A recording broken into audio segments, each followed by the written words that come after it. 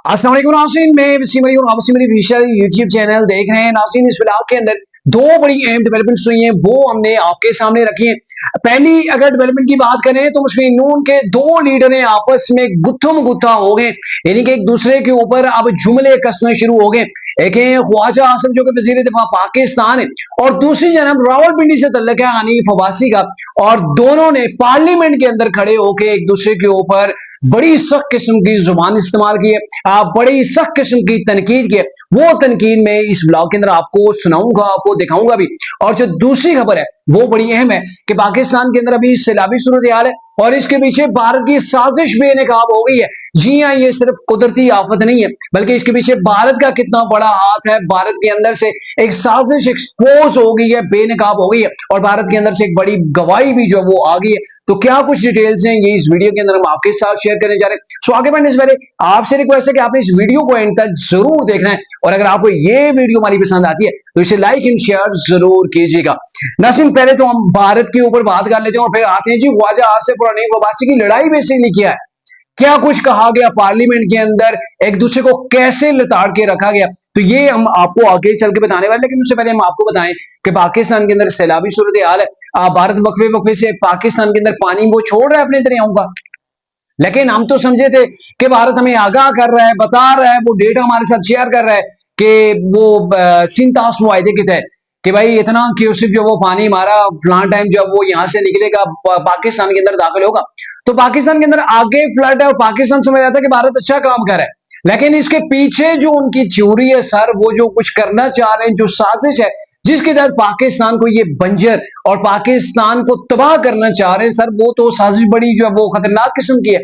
और भारत अपने इस खतरनाक इंतहाई घटिया डिजाइन से जो वो पीछे नहीं हटा है, यानी कि इंसानियत सूज किरदार अभी भारत का खुल के पूरी दुनिया के सामने आ गया। और इसके वाले से एक वीडियो वायरल है सोशल मीडिया के ऊपर, भारत के एक रिटायर्ड लेफ्टिनेंट कर्नल है, उनका नाम है जी कंवलजीत सिंह। बेसिकली ये सिख हैं, ठीक है, और रिटायर्ड हैं। ये एक जगह पॉडकास्ट के अंदर बैठ के ये कहते हैं कि भारत को ये करना चाहिए कि पाकिस्तान के पानी को रोके, और जितनी कैपेसिटी है इतना रोका जाए, और फिर जब हमारी कैपेसिटी फुल हो जाए तो फिर एकदम से यकायक आप पानी को खोल दिया जाए, पाकिस्तान के अंदर जाए, ताकि वहां पे तबाही मचाए। और फिर ये कहता है कि चूंकि हमें पता है कि पाकिस्तान के अंदर पानी को जखीरा करने की वो कैपेसिटी मौजूद नहीं है, उस लेवल के डैम नहीं है, तो फिर जब ये पानी जाएगा तो आके पाकिस्तान के अंदर तबाही फैलाएगा। अच्छा, यहीं पर बस नहीं है, फिर ये कहते हैं कि जब गर्मियों का मौसम हो, पाकिस्तान के अंदर फसलों का टाइम हो, तो उनको हमने नुकसान देना है। पाकिस्तान चूंकि आपको पता है जरिए मुल्क है, और पाकिस्तान के ज़राअत को हमने जो है वो बंजर करके रखना है, ठीक है। तो इसके वजह से वो कहते हैं कि हमने गर्मियों के अंदर चूंकि पानी की ज्यादा जरूरत होती है, तो हमने अपने पानी को रोक लेना है, ठीक है। हम पानी रोकेंगे और पाकिस्तान की जमीनें बंजर हो जाएंगी, और जब बारिशों का मौसम होगा, पानी हमारे पास एक्स्ट्रा हो जाएगा, तब हम पानी रोक रोक के पाकिस्तान को झटके देंगे कि पाकिस्तान को हमने डुबो के रख देना है। तो सर, इंतहाई घटिया सोच इन जो वो मोदियों की है, इन भारतीयों की है। इन्हें शर्म भी नहीं आती कि ये फ्लड है, भारत के अंदर अगर नुकसान कुछ आ रहा है तो पाकिस्तानी टीवी उसे दिखा रहे हैं, उसके ऊपर अफसोस कर रहे होते हैं, ठीक है। लेकिन पाकिस्तान के अंदर जब फ्लड आता है तो यही खबीस जो है वो बैठ के टीवी चैनल्स के ऊपर वहां पे ये नाच गाना कर रहे होते हैं, इसके ऊपर भंगड़े डाल रहे होते हैं। असल वजह यह है ना कि ये जंग के मैदान के अंदर पाकिस्तान के अंदर हाथों पिट चुके हैं, बुरी तरह पिट चुके हैं। फिर जो ये पाकिस्तान के अंदर दहशतगर्दी कर रहे थे, वो भी पाकिस्तान ने एक एक करके तमाम चीजें ब्लॉक कर दी हैं। अभी रिसेंटली मैं आपको बताऊं, एक तो अफगानिस्तान से मामला आ रहा था और पाकिस्तान ने अफगानिस्तान के अंदर जाके स्ट्राइक की है, ठीक ठाक किस्म की स्ट्राइक की है, और चीखें दूर दूर से सुनाई दे रही हैं। और उसके बाद पाकिस्तान ने अमेरिका से एक स्ट्रिप लगवा दी है कि भारत जो BLA को, मशीद ब्रिगेड को, इनको फंडिंग करता था ना, राह भारत की जो खुफिया एजेंसी है, और फिर पाकिस्तान के अंदर ये दहशतगर्दी जो मचा रहे थे, पाकिस्तान के अंदर बदअमनी जो फैला रहे थे, वहां से इनके फंडेड जो वो दहशतगर्द पाकिस्तान के अंदर आके KPK के अंदर, बलूचिस्तान के अंदर तखरीब कारी करते थे। तो अब ये है कि अमेरिका ने इन दोनों तंजीमों को आलमी दहशतगर्द जो वो करार दे दिया है। अब ये इंटरनेशनल टेररिस्ट जो वो तंजीमें बन चुकी हैं, ऑर्गेनाइजेशन जो बन चुकी हैं।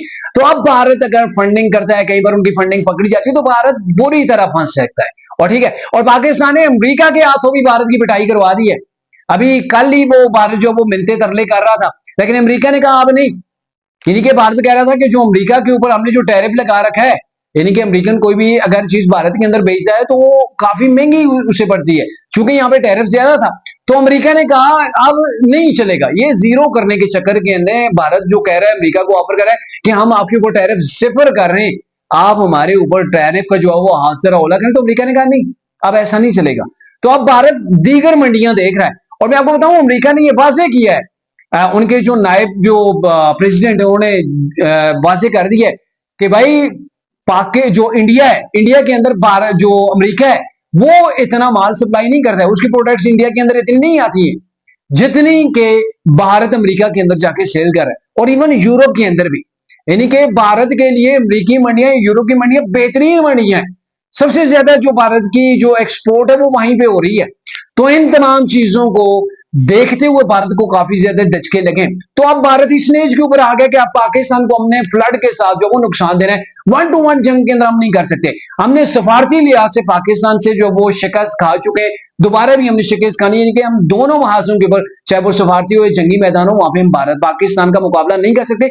इसलिए हमने आप ओछे तकंडे इस्तेमाल करें। लेकिन सुन लें, पाकिस्तान के फील्ड मार्शल आसिम मुनीर ने अमेरिका के अंदर खड़े होकर कहा था कि अगर ये आबी जारियत करते, अगर ये पाकिस्तान के पानी के ऊपर ये डैम बनाते, चूंकि पाकिस्तान के पानी के ऊपर डैम बनाएंगे तभी ये पाकिस्तान के अंदर फ्लड भेज सकेंगे ना, तो फिर पाकिस्तान ये करेगा कि इनके डैमों को निशाना बनाएगा और इन्हें उड़ा के रख देगा, इनके प्रखचे उड़ जाएंगे और फिर इनके अपने डैम भी बाकी नहीं रहेंगे। तो ये पाकिस्तान की धमकी नहीं है, बल्कि पाकिस्तान वो है जो अमली कदम उठाने वाला मुल्क है। और मेरे ख्याल में भारत या फिर मोदी सरकार इन्हीं वजूहात के ऊपर, इन्हीं साजिशों की वजह से वो पूरी तरह पिट रहे। अभी चाइना के अंदर उनके साथ क्या हुआ, वहां पे मोदी गया है, मिन्नतें तरले करने गया है कि भाई उधर अमेरिका मेरे ऊपर टैरिफ लगा रहा है तो आए हम मिल के बैठ जाते हैं। लेकिन मोदी सरकार वहां पे गया है और वहां पे किसी ने उसे प्रोटोकॉल नहीं दिया। जैसे खान साहब हमारे गए थे ना चाइना के अंदर, तो वहां पे इन्हें एक हाल के अंदर बिठा दिया गया था, वो एक दूसरे का मुंह देख रहे थे। फिर जो वो वीडियो लिंक के जरिए से इन्हें जो वो उस वक्त के प्रेसिडेंट ने जो वो इनसे बात की थी। लेकिन मामला ही है, वही चीजें आप मोदी के साथ हो रही हैं। मोदी के साथ कोई एमओयू जो वो काबिल कदर वो साइन चाइना ने नहीं किया, जबकि पाकिस्तान के साथ 30 से ऊपर जो वो एमओयू जो वो साइन हुए, उसके अंदर आईटी भी आती है, फिर सीपैक टाइप चीजें भी आ रही हैं, दीगर टेक्नोलॉजी भी आती है। तो ये सारी चीजें उन्होंने साइन की हैं। तो भारत को अमेरिका से भी झटका लगा है, भारत को चाइना से भी लगा है, भारत को अफगानिस्तान से भी अब झटके लगेंगे इंशाल्लाह। तो भारत ये फ्लड के ऊपर आ गया और अभी भी जो दरियाओं से पानी छोड़ रहा है, तो 4 से 5 तारीख को ज्यादा जो वो सैलाबी सूरत पाकिस्तान के अंदर सूरत हाल जो वो बन सकती है। अब आते हैं दूसरे जो हमारा टॉपिक है, बड़ा अहम है कि लीगी दो रहनुमाएं वो आपस में टक्कर खा गए। आपने पहले ख्वाजा आसिफ के वो पार्लियामेंट के अंदर बयान सुना होगा, ठीक है, जिसके अंदर वो एक पार्लियामेंट के अंदर उन्होंने आके स्पीच की है वो कालाबाग डैम के हवाले से। लेकिन उससे पहले उन्होंने कुछ ट्वीट्स किए थे, वीडियोस वगैरह लगा के, जो सैलाबी सूरत हाल बनी थी सियालकोट के अंदर पे, वहां पे वो सड़कें जमीन के अंदर धंस गई थी। और उससे पहले ख्वाजा आसिफ ने ब्यूरोक्रेसी को टारगेट किया था कि ये पुर्तगाल के अंदर जाके यहाँ पे करप्शन करते हैं, अरबों रुपए माल बनाते हैं, खजाने को नुकसान पहुंचाते हैं, फिर ये पुर्तगाल के अंदर जहां वहां पे जाके ये जमीनें खरीदते हैं, वहां पे ये अपार्टमेंट अपने जो वो ले रहे हैं। तो उनके ऊपर तनकीद हुई थी। और उससे पहले ख्वाजा आसिफ ने ये भी कहा था कि मौजूदा जो गवर्नमेंट है, मौजूदा जो सिस्टम चल रहा है ये हाइब्रिड है, ठीक है। तो ये जब चीजें उन्होंने कही थी तो आज हनीफ अब्बासी ने उनको रिप्लाई किया, और ये आप रिप्लाई पहले सुने, आपको अंदाजा होगा कि ये लड़ाई किस कदर जो वो वसी होती जा रही है। आप ये हनीफ अब्बासी की पार्लियामेंट के अंदर तकरीर सुने कि हम यहां पर बैठ के ब्यूरोक्रेसी को गालम गलोच कर रहे होते हैं, अपनी शोहरत के लिए अपने ही ऐवान पे इल्ज़ाम तराशी कर रहे होते हैं, कभी हम अपने ही निज़ाम को हाइब्रिड निज़ाम कह रहे होते हैं। मेरी समझ से बालातर है कि अगर हम यही सारा कुछ हमने यहां बयान करना है तो फिर हुकूमत से उठकर हमें अपोजिशन में चले जाना चाहिए। ये बातें अपोजिशन वाली हुकूमती बेंचों में जेब नहीं देती। और दूसरा, जनाब स्पीकर, आज तक मैंने कभी नहीं सुना कि मैं रावलपिंडी की बात ये करूं कि रावलपिंडी में इंक्रोचमेंट है और मैं उसका जिम्मेदार नहीं हूं। ये कैसे मुमकिन है कि रावलपिंडी का हॉस्पिटल खराब हो, रावलपिंडी की ट्रांसपोर्ट अच्छी ना हो, रावलपिंडी के तालीमी इदारे अच्छे ना हो, और आप कहें, मैं यहां पे आके खड़ा होकर कहूं देखें जी वो तो तबाही होगी जी, बर्बादी होगी जी। अल्हम्दुलिल्लाह आज भी हुकूमत पंजाब के जो इक़दामात हैं उनकी बदौलत मैं रावलपिंडी के अपने स्कूल, कॉलेजेस, अपने हॉस्पिटल्स, अपने ट्रांसपोर्ट, सफाई का निज़ाम, इन सारों को देखते हुए एक पॉलिटिकल वर्कर की हैसियत से, सिर्फ एक पार्टी लीडर की तारीफ के लिए नहीं, आप यकीन माने कि दिल बाग बाग हो जाता है, खुश हो जाता है। आज भी कुछ जाना चाहे मेरे साथ, अभी यहां से गुजरे, मैं उसको रावलपिंडी में लेके जाता हूं। इस पानी में, इस बारिशों के अंदर जो अल्हम्दुलिल्लाह हमारा वहां पे किरदार था और हमारे काम जो हुए, तो ये क्रेडिट जाता है। हर जगह अच्छे और बुरे लोग होते हैं, लेकिन आजकल बीमारी पड़ गई है, हर किसी को वायरल होने का शौक है। वायरल होने के लिए और भी बहुत सारी चीजें, और खुदा का खौफ करें और अल्लाह से डरें, कहीं वो ना वायरल हो जाएं। वो वायरल होगी तो फिर क्या होगा? फिर तो पूरी वायरल हो जाएंगी। तो इसलिए किसी को यहां इस सहवार में खड़े होके उसी ब्यूरोक्रेसी को जिससे आप सारा दिन काम लेते हैं, अच्छे भी हैं बुरे भी हैं, इस ऐवान के अंदर सारे अच्छे नहीं हैं, लेकिन बुरों की तादाद कम होगी, आप अपने पे इल्जाम तराशी शुरू कर देते हैं। तो ये सारा ट्रेंड जो है, मैं इसलिए इस ऐवान में खड़े होकर बात कर रहा हूं कि खुदा के लिए ये बड़ा आसान तरीका है कि जी लोकल बॉडीज नहीं हुए, जी फलां नहीं हुआ, 40 साल का निजाम गंदा है।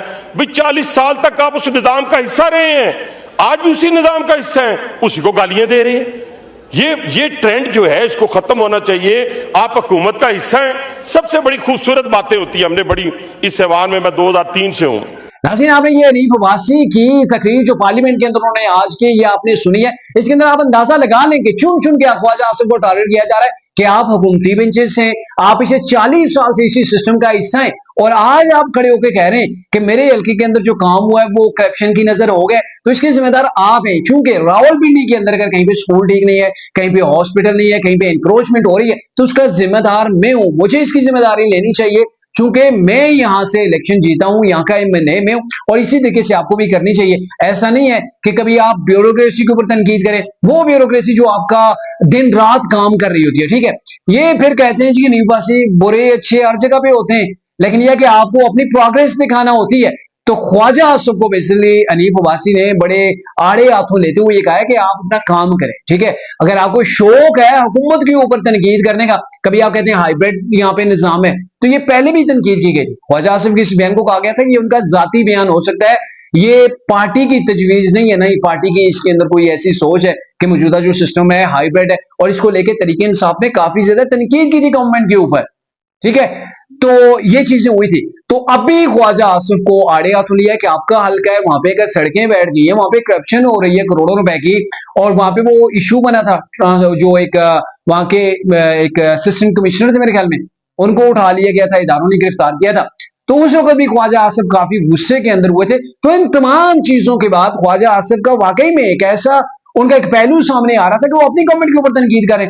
कहने वाले तो ये कह रहे थे कि शायद ख्वाजा आसिफ पार्टी से निकल जाएगा, इस्तीफा दे देगा। ख्वाजा आसिफ के इस्तीफे की भी बातें जो उस वक्त हुई थी कि भाई आप मेरे हल्के के लोगों को, मेरे वहां पे जो इंतजामिया है, ब्यूरोक्रेसी है, उसके अगर आप तबादले कर दें, या फिर आप उनको उठा के मुझे बताए बिना उनके खिलाफ तफ्तीश शुरू करते हैं, उनको उठा के जेल के अंदर डाल देते हैं, तो ये फिर मैं बेइख्तियार हो गया हूं, ठीक है। तो उस वक्त इनके इस्तीफे की बातें हुई थी, लेकिन उन्होंने इसको डिनाई किया था मियां नवाज शरीफ के साथ छांगला गली के अंदर मुलाकात के बाद। लेकिन अब यह है कि हनीफ अब्बासी ने उन्हें आड़े हाथों लिया कि अगर आपको शौक है अपनी ही गवर्नमेंट के ऊपर गरजने बरसने का, तो सारे आप अपोजिशन के अंदर चले जाएं, अपोजिशन की बेंचेस के ऊपर बैठ के वहां से ये रोल प्ले करें। गवर्नमेंट के अंदर रहते हुए पिछले 40 साल से आप जो सेटअप का हिस्सा है, और आज आप ये कह रहे हैं कि ये नहीं है, तो फिर मेरे ख्याल में ये भी बात ठीक है कि जहां पे अगर आपके हल्के के अंदर आपके डिस्ट्रिक्ट के अंदर ये सारी चीजें हो रही, तो आपको जिम्मेदारी लेना पड़ेगी, या फिर आप एक्शन लें उनके खिलाफ। एक्शन नहीं ले सकते तो आपको जिम्मेदारी लेना पड़ेगी, और अगर आप जिम्मेदारी भी नहीं ले सकते, तनकीद भी कर रहे हैं, पावर भी आपके पास है, कोई और आके तो फिर ये मसाइल हल नहीं करेगा ना, ये तो आपको ही करना पड़ेंगे। तो अब तक के लिए इतना ही था। अगले ब्लॉग तक के लिए इजाजत दीजिए। अल्लाह हाफिज।